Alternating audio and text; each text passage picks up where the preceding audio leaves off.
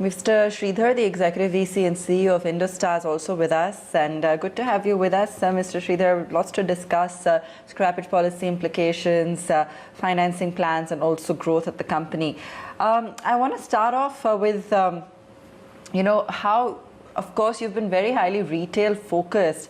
CV financing has been key as well. So when it does come to the scrappage policy, what are the kind of implications? How are you analyzing the space now? What are the kind of repercussions for a company like IndoStar?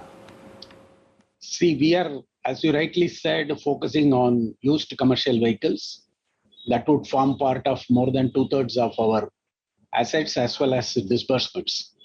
So used commercial vehicles is where the impact on demand is going to come due to the scrappage policy. So the scrappage policy has been a long pending activity which has been pursued by manufacturers and all other stakeholders, which government has announced now. So earlier we were talking about 20 years. Now commercial vehicles beyond 15 years, the government is proposing to scrap. This is a voluntary scrapping. So more than 15 years, more than 1 million vehicles are there. So these vehicles, if it has to go off the road over the next few years, that is going to trigger at least 2 to 3 times replacement demand. Because if the modernization of the replacement demand has to be successful, it has to be met with the equivalent amount of financing. So the scrappage policy, when it becomes effective, is going to create a huge demand for used vehicles. And that is what is going to be very beneficial for companies like IndoStar, which is focusing on the used commercial vehicles. So we are expecting nearly 2 to 3 million vehicles of demand. And if you put an average of 4 to 5 lakhs, it would be around 1 lakh to 1.5 lakh crore of potential, which is going to unfold. So we are gearing up to meet that kind of a demand which is coming in. So I think the scrappage policy is good for all the stakeholders, particularly for second-hand commercial vehicle finance companies like IndoStar.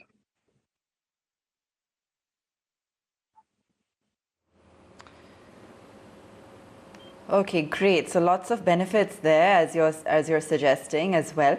Now you're planning on exiting the corporate lending business. That's by next year, continuing to focus on retail. Clearly, that's where you see opportunity. Are there any other strategic reasons, or how much of an opportunity or focus do you want to apply to the retail segment, that's led you to make this decision? So this corporate lending business had been the breadwinner for IndoStar. We started in 2011 with corporate lending, and for the next 7 years till 2018. This has been making a 450 to 500 crore of profit before tax. And what is heartening is there was not even a single rupee credit loss. So the management team had done a fantastic job, but unfortunately, post the IL&FS and the economic downturn, some companies default in the corporate forced us to take a bold decision of winding down this business. So we have decided to slowly exit this business and grow the retail business. So from 80% of corporate and 20% of retail about 3 years back, we have now brought it down to 25% corporate and 75% retail.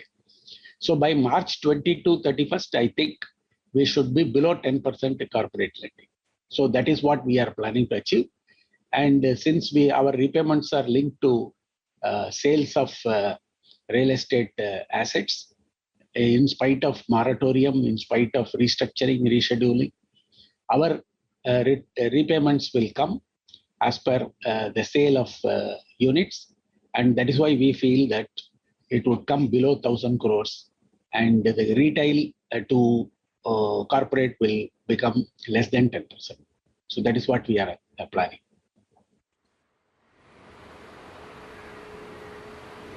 Sure. Mr. Sridhar, how is it that you're analyzing the current environment with the uncertainty now reaching its peak with this fresh spike in the virus? And what then is the outlook on the asset quality front?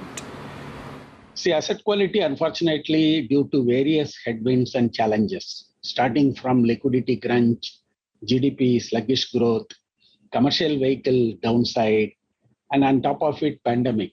So last 2 years had been quite challenging, but there is a definite resilience because disbursements have been stopped. We have focused on that. So till October last year, we have achieved 100% collections from March when the moratorium started. After that, we started disbursements. We have now reached disbursements of pre-COVID levels. Everything has been going on very well. But unfortunately, now there is a surge in the COVID, and everybody hopes that this would be a short-term. Vaccination is going on. So as of now, things are looking good in terms of asset quality. We have been able to do fantastic collection performance, more than 100% in March. And we will have to see next couple of months.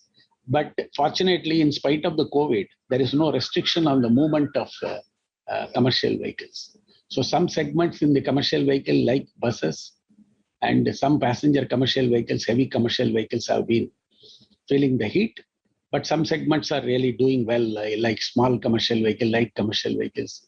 And now because of infrastructure trust which the government has given, even tipper segment is doing well.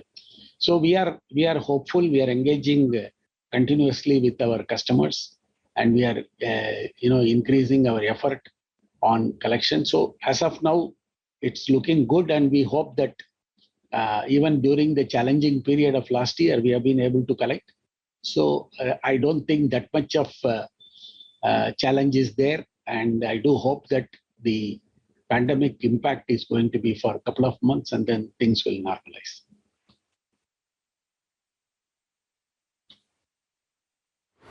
Okay.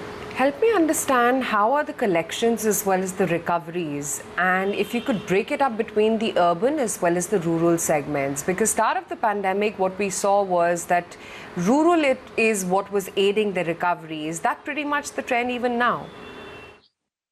Of course, but the economics of commercial vehicles is same throughout the country. The freight rates and all that, it doesn't change from one place to another.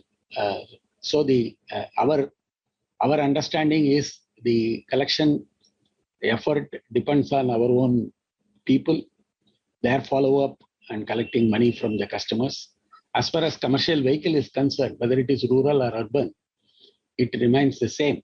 But like Maharashtra, if there are curbs which impacts the movement of vehicles, then there could be a problem.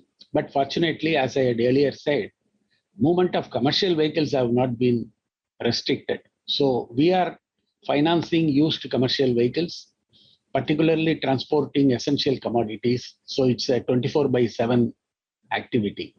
So we do feel that it would be same everywhere. Because of the booming of the rural economy, it could be slightly better than the urban market.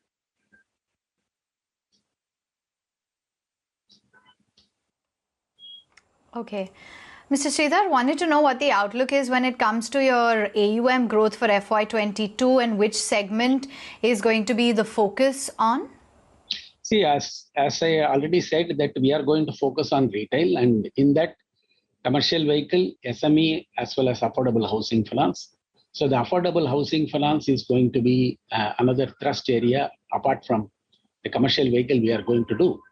As a company which is young, we are only 9 years old, and our assets are only 10,000 crores now, out of which, if you remove the corporate lending, we are only 7,500 crores. So this year we have already touched 350 crores of disbursement in March. So if you extrapolate that for the next year, we should be more than 4,000 to 5,000 crores. So that means the growth, because of the low base, is going to be very high for the next couple of years. After that, it would be average, normal. So we are hoping for a 25 to 30% CAGR growth in the retail segment in the next 5 years. Initially, it will be higher, then it will become normalized. All right. Okay, understood. That's the trajectory for your overall growth. Thank you so much for sharing with us your growth outlook as well as the collection trends and what the implications of the scrappage policy are. That's IndoStar Capital Finance for you. Let's slip into a very quick break with news that we're holding out at 14,950 on the index.